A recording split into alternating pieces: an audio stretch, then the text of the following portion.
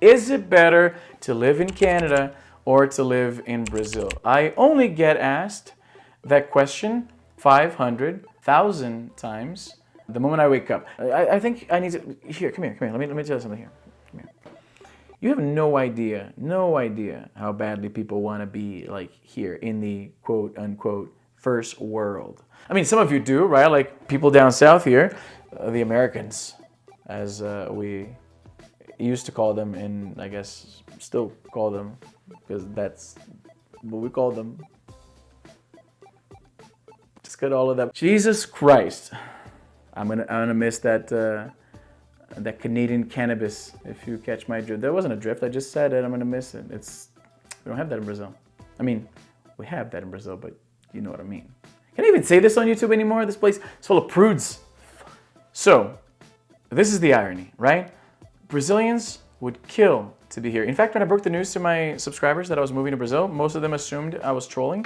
And when they realized that I wasn't, they assumed that I was crazy. And they're not wrong, but not for that reason. It's not that bad to live in a place like Brazil if you can maintain a lifestyle like I am able to, thanks to the internet, thanks to my training, thanks to my ability to speak both Portuguese and English, right? I became an online English tutor, and because I already had an audience, it was a pretty easy transition. I got flooded with more students that I could handle. I had to adjust my price according to the demand, and now I got a nice pool of students that keep me occupied constantly, so I feel really productive, but at the same time, I still have time to make these videos, including English videos, because as you know, I've been neglecting you guys, and I regret this very much. I feel like this channel had a lot of momentum going, and really, I have myself to blame, right? But, well, I was going through a lot of stuff, so yeah, good old burnout combined with... Let me tell you something here, because I never really talked about this in my channel. I think when I lived in Canada, I used to work in healthcare, right? And that job, though fulfilling in a lot of ways and pretty well paying, it demolished my mental well-being for a lot of reasons that are not worth getting to, but the COVID pandemic certainly did not help. Seeing that much death on a daily basis was yeah, a little screwed up. So that was one thing that made my life better. Leaving my job did improve the quality of my mental well-being. Perhaps this is why I'm able to make videos and joke around like I'm doing here now. So that made my life better, certainly, right? Like perhaps if you are one of those people who think about moving down south someplace and taking advantage of the currency exchange, giving you a lot more spending power, the economy in these places, they are really beneficial to somebody who can make a living earning US dollars, right? So to a lot of people, that would be a better arrangement, right? And again, I can't help but find so deliciously ironic that while that seems like a dream for most people in North America, from my point of view, right? Like to retire early in some like tropical place where rent is like $200 a year, right? Like rent is so cheap compared to here, man. It's crazy. What you can get by the beachside, paying less than what I paid here for rent is insane. It's obscene. So there's that, right? Like the work-life balance thing was really killing me here, right? Like I was in that classic story you hear about where you enjoy what you do for a living, but it doesn't really push you anywhere, right? The idea of going back to school doesn't entice me. I've tried going to school many times and I did find a career and I was, I worked at it for 10 years, but I don't feel like starting like another field of interest from scratch again, right? Like it didn't seem right to me. So the idea of not having a boss, working for myself, jumping into YouTube and everything else that I do online head first, right? Going all in, and insert another metaphor here. Now I guess it would be as good a time as any. So there's that.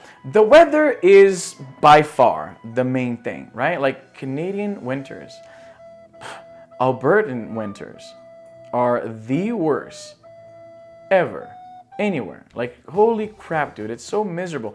And like the North Americans understand me when I say that this is quite depressing. Brazilians don't get that. Like, it's really interesting how they don't get that.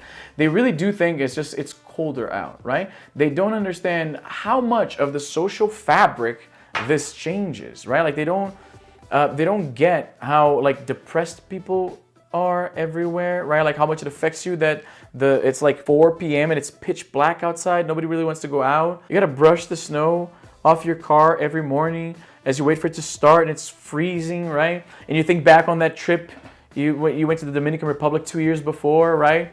And you're thinking like, oh man, those are the days. And then you posted like a throwback Thursday and you're really sad that you don't get to go again because all of these things would improve your life if they are currently a big problem impacting the quality of your life, right? There is a lot more crime. There is a lot more corruption. There is a lot of like overall like nastiness about your day. That is the cost, right? Brazilians would likely, and let me preface this by saying right off the bat, because I know people are gonna like freak out if I don't say this. I mean, they'll freak out regardless, but I gotta at least be able to say, hey, I did say this. Take everything I say about Brazil and Brazilians with a bit of a grain of salt, with the understanding that I didn't live there for 20 years. To a lot of them, I'm barely a Brazilian anymore. They claim, some of them with a decent point, that I understand North America as a whole far better than I understand Brazil. So, and Brazil is a massive country. It's the 5th largest country in the world. There's a lot of people down there, right? Brazilians like what can I say? I'll tell you that much. I'm sorry for the tangent, but when people freak out about like declining birth rates and stuff, I'm like, you guys are kind of telling on yourselves with this one, I feel. You're never going to have to worry about Brazilian birth rates, let me tell you. There are a lot of things that Brazilians do that would come across as like kind of rude, right? Entitled, perhaps.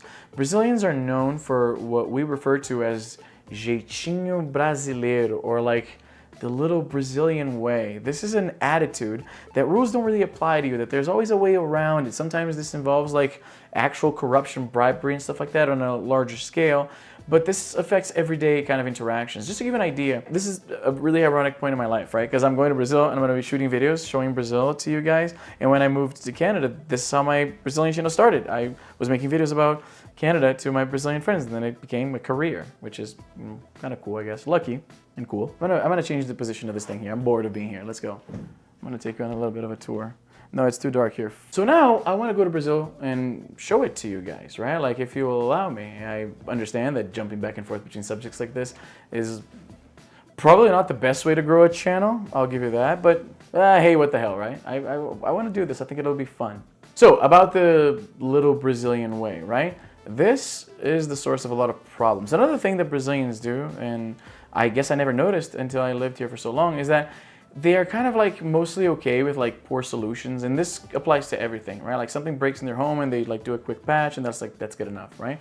Like there's a big hole in the middle of the road, and then the city comes in, like does a kind of a shitty job, and then the hole's back there again like a week later, and they're kind of like, and there's a general like attitude, like things don't annoy them. And I noticed this in a rather annoying way, because I'm the one who's always like, how are you guys putting up with this stuff? Like, this is wrong, right? How does this not upset you?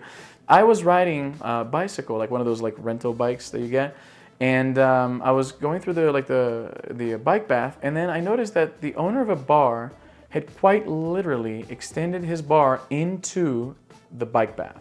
So there's a guy, they put a table, and the guy is sitting on a chair, literally, like just in the bike path. People do stuff like that, and then if you point this stuff out, you're the annoying one. You're the one who's like being unreasonable and too much of a stickler for rules, I have a Brazilian brain, and then I have the gringo brain, So like, it's a weird thing. I'll tell you this, some of them are going to be offended about me talking about these issues to you guys, right? Like they're going to be, I guarantee you might be seeing some in the comments right now. They accuse me of like hating my country, which is a very odd accusation to make, considering the person you're saying hates Brazil is willingly living and, need I remind you, paying taxes in Brazil.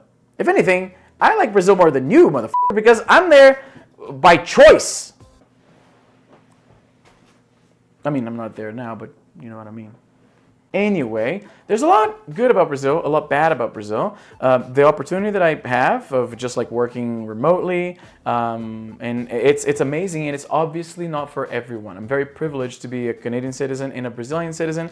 The Canadian passport is one of the strongest ones there is. Anyway, I intend to talk about Brazil more in this channel. I want to show you my homeland. Again, it's an echo of how I started on this whole YouTube thing. I was just showing my Brazilian friends what life in Canada was all about. So I'm actually looking forward to doing this with you, and I'm really happy that I'm back for good now. I have help now, I have editors, and I have a schedule, and I have all these little systems to push me in the direction of go create some content. And I'm glad to be back. Anyway, I'll catch you guys in the next one.